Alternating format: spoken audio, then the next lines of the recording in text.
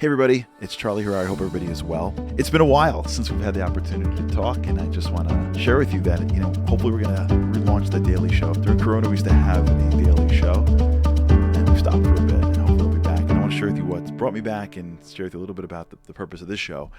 So as some of you may or may not know, I'm close to this holy man in Israel. His name is Rav Moshe Levi, and we've been talking recently about just what people are struggling with. And, when it comes to speaking to a holy rabbi, you think he's always thinking about certain rituals that people aren't doing, which is true. And he's talking about that. But one of the things he brought up to me was this idea of midos, which is character traits. And he explained to me the spirituality of character traits, which is really shocking. I've always in my life thought that character traits are in the secular side of things, like the spiritual stuff is the stuff that you do, the tefillin, the davening, the stuff that's more ritualistic, but the character and, the kindness and the charity, it feels a little bit more secular to me. But he was really explaining to me just how spiritual it is and how much it, quoting some of the greatest rabbis, Rav Chaim Vital, Arizal, others, how much it is the underpinning, the underlying of everything that we're doing in our relationship to Hashem.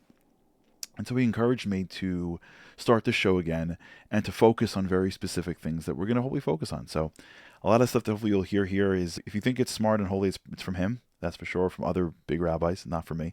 If things don't make sense, it's probably coming from me. But really, I want to give a shout out and credit and thanks to Rabbi Levi for encouraging me to get back here and really directing into this particular category.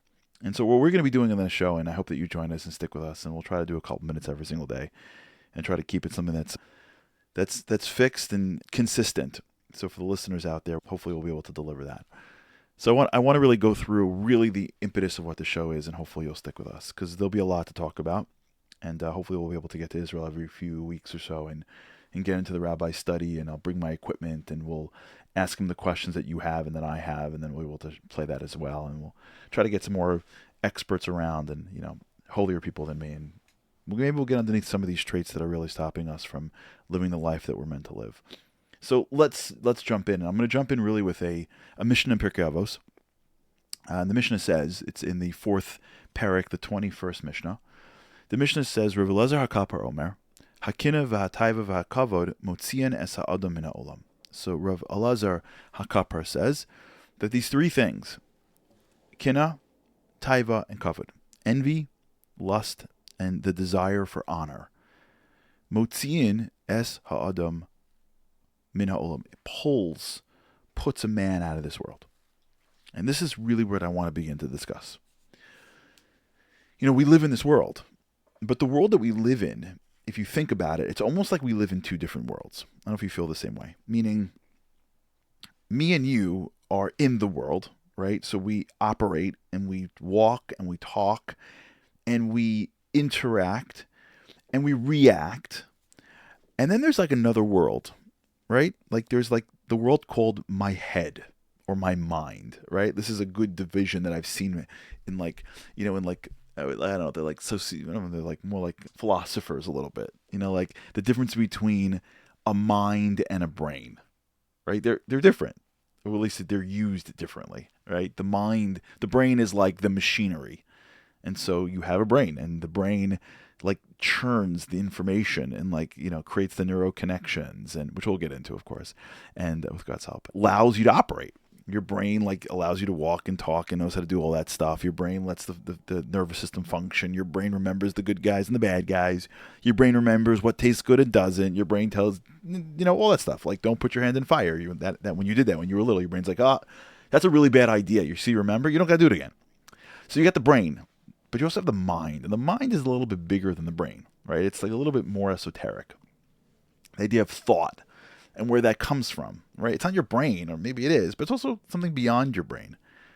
And so if you think about it, really there's two worlds, right? There's the world called the world that we interact in, right? That's where we live in. And when you're lost in thought and I got to get your attention, you snap back into that world. That's the sandbox, that's the playground, that's the video game in which me and you are operating in for so much of our day. And in that world, we have characters, right? There are people in our lives. We've got people that may give us money. We have people that we work for, right? The people that we like and don't, whatever. We have characters that are living around us at all times. We do things, we don't do things, right? We're related to people. We're not related to people. If you think of your life, part of your life is the world that you live in, that you live in with everybody else, right? That's the world you share. The red lights, the green lights, the whole deal, right? Then there's another world, right? There's another world, which is the world of you. Now, I'm not suggesting that I know what this Tana, the author of this Mishnah, means when he says min ha'olam, from the world. I'm just taking it. And I'm suggesting that if you think about it, you could be living in this world and not living in this world, right? Like, forget like people that are just have struggling, but like just stay in the norm. Like, there are people that live in this world and they're not in this world. Like, they have so much and they don't appreciate it, right? They have the things they need to be happy, but they're not happy. Now, it doesn't make sense because in the sandbox, they have all the toys. But in their head, they don't feel like they do, right? Either you feel this way or people feel this way. This is like 2024, 2025 stuff. And it's much more than that. But you have people all the time. You look around and you hear stories of like people with everything and they do crazy stuff to themselves because while the sandbox seems to be that they're winning the game of the world, that's the world of the interactive world. They're not living the game of their world. You see, we all have our world. Now, our world draws stimuli from the interactive world that we play in, but it's not the entirety of our world. And you could be living in a world in which you are really not much of a part of. You could be at a dining room table with your family and friends and everyone's enjoying, and you're there pretending to enjoy and not enjoying. You're in your own world.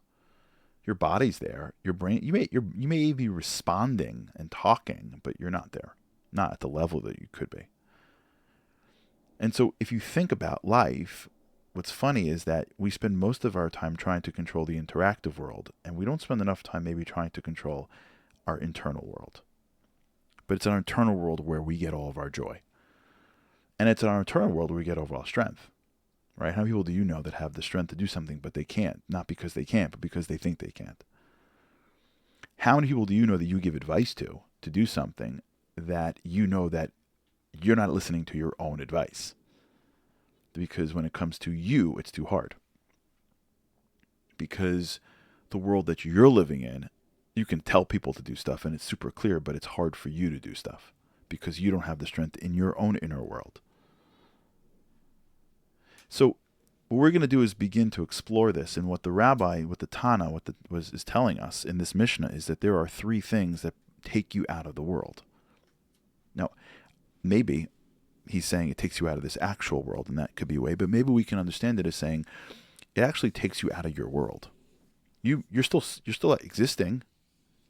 You're still existing, but you're just not thriving. And you're not doing your job here. And those three things are kinna, jealousy, lust, desires, illicit desires, and the desire for honor. Even as I say it, it's true. When I read this the first time, I don't remember how many years. I must have been in high school the first time or whatever. I saw it when I was a kid, but I never really understood it. Maybe high school, maybe post. I don't remember. I remember looking and going, that's right. That's right. Think about that. Are there more things that are underlying the disconnect between your happiness as jealousy, desire for more stuff, and the desire for honor? So we're going to explore that together. But we're going to start with jealousy.